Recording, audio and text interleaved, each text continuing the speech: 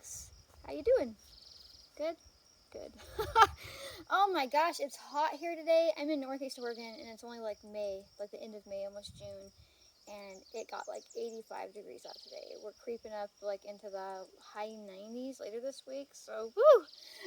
But that means the push is on for me because I have all these spring allies that I've got to gather in before the heat really zaps them.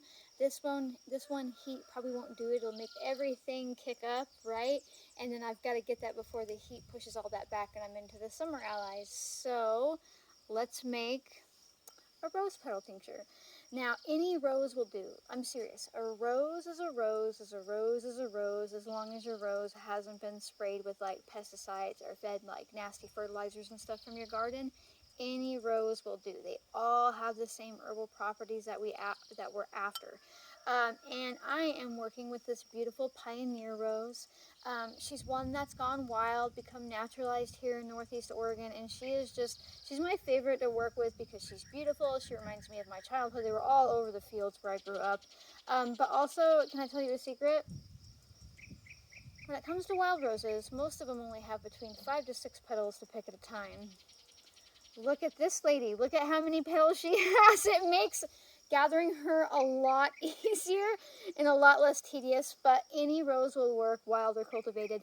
It is so easy to make. So you're going to need, clearly, some rose petals.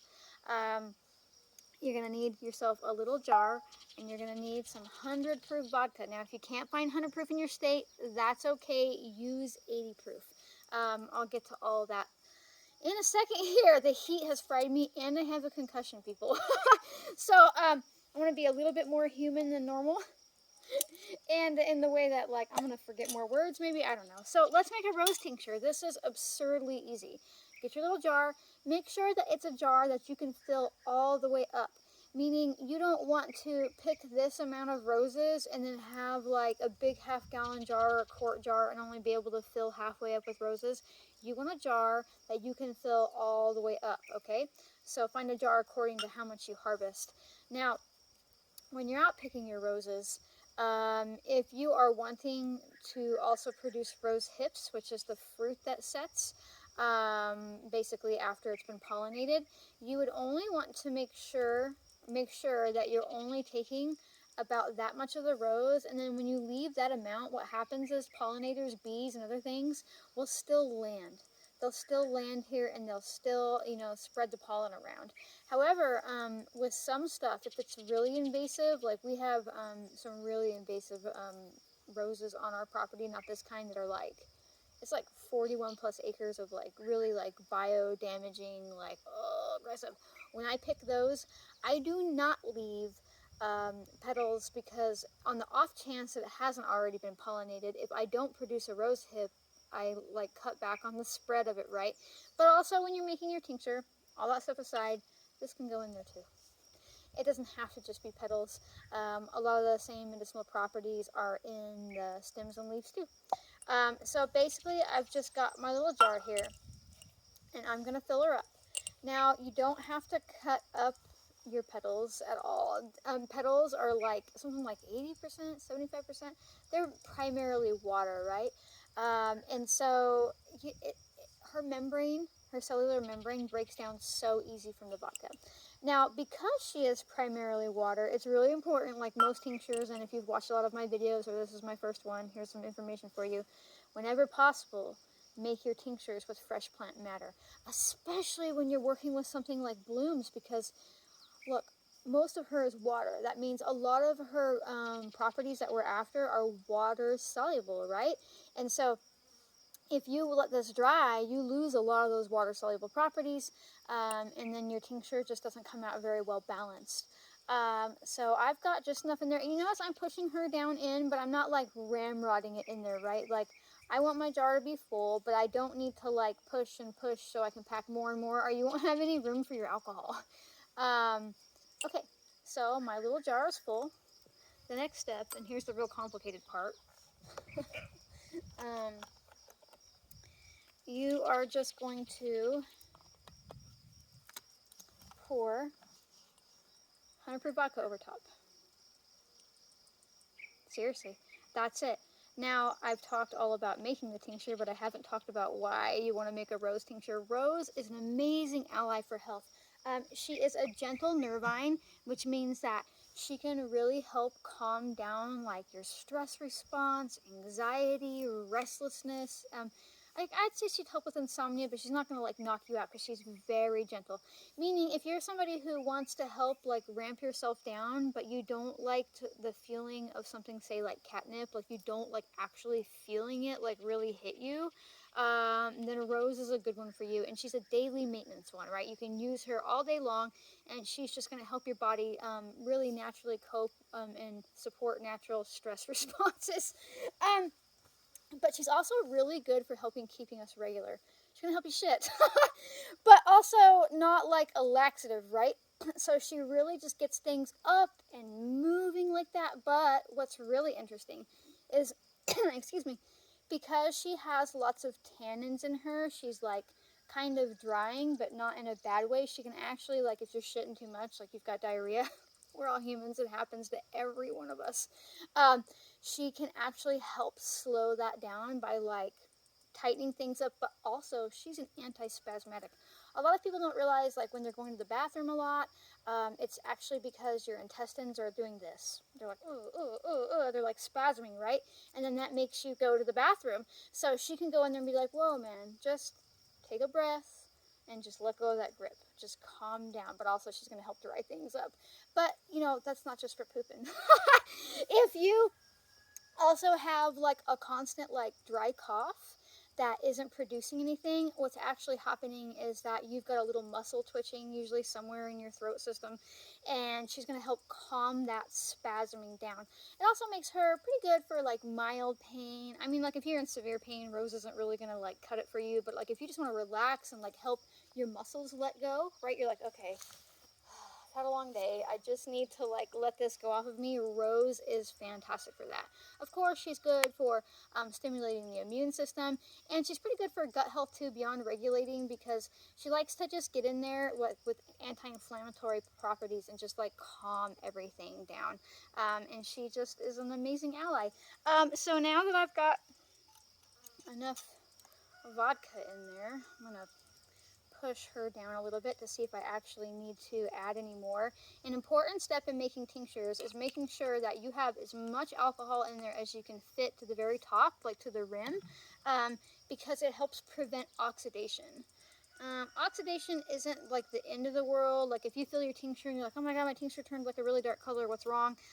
Well, it oxidized, meaning there's air in there. Think about when you like take a bite of an apple and leave it on a counter and it goes brown. That's oxidation. It's like a cellular degradation.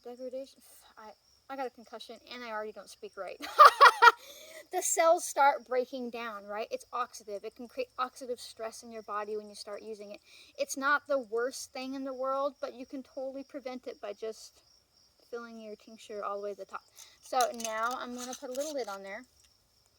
I'm going to give it a good shake. Not that it matters. People ask me that all the time. I need to shake my tincture once a week. Why?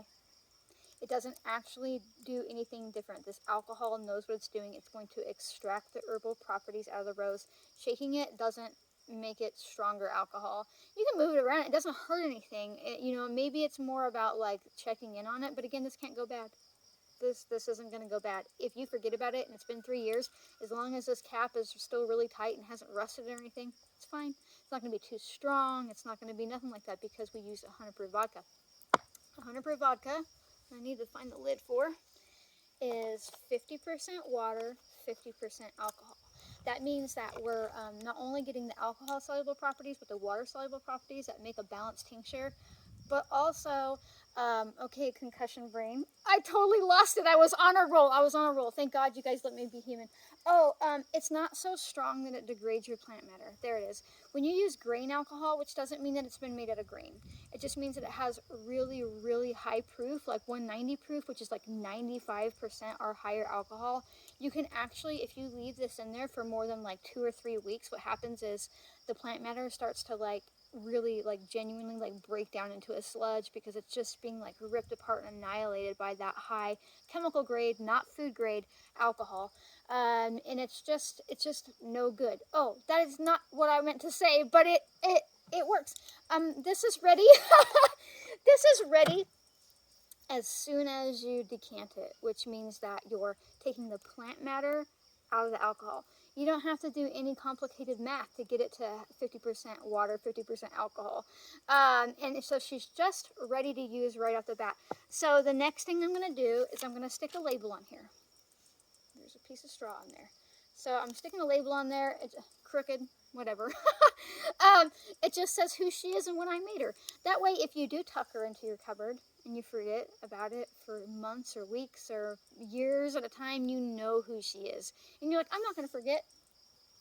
Maybe you'll take a blow to the head like I did and forget. But maybe you'll also be human and you'll get real curious and you'll get out there and all of a sudden you'll have 30 of these jars. And you might remember what she is, but just put a label on there. And now the thing is, this wasn't very much, right? That was like $2 worth of vodka and a little jar. And a lot of people are like, oh, that's not going to last very long. But, you know, tinctures, you're not taking shots of this. Like, you're not taking shots. Like, you're taking drops. Like, you're maybe taking between 5 to 10 drops. You'll have to do a little bit of work to see what works well for your body. You can take less. You can take more. It's not a pharmaceutical, so you'll have to, like, get used to her on an individual level. But still, like, 5 to 10 drops is, like, you're not even going to notice that gone from the bottle. Right, so you don't have to make huge amounts unless you plan on like gifting them out or you're trying to sell them or something like that. So that was really simple, right? It was just rose petals in a jar and vodka poured over top, cap, label, 8 weeks. 6 to 8 weeks. 6 to 8 weeks is about how long you want to let it sit in a cool, dark place. You can shake it if you want to. If you don't shake it, it really doesn't matter, like I talked about before. So the most important thing that I need you to know is that you are absolutely smart enough to do this. You really, really are. All you have to do is get out there, trust yourself, be curious, and try. You can't fail if you don't try. And you're not going to fail at this. How easy was that? That was so easy. You are absolutely smart enough to do this. So, if you like my videos, come find me on YouTube. If you're watching on Instagram, come find me on YouTube. Concussion. Shit. Okay. So, let's try that again. If you're watching on Instagram, come find me on YouTube. If you're watching on YouTube, come find me on Instagram. I share all kinds of stuff on both places. Make sure to like, comment, subscribe, turn on notifications, and share. Sharing is important because it helps other people realize that they are smart enough to do this too, and they can take their health back into their hands with one little tincture at a time, or anything that I teach on here, whatever. You're smart enough to do whatever you want. So thanks for watching, putting up with my concussion brain, and I will see you next time, okay? Bye.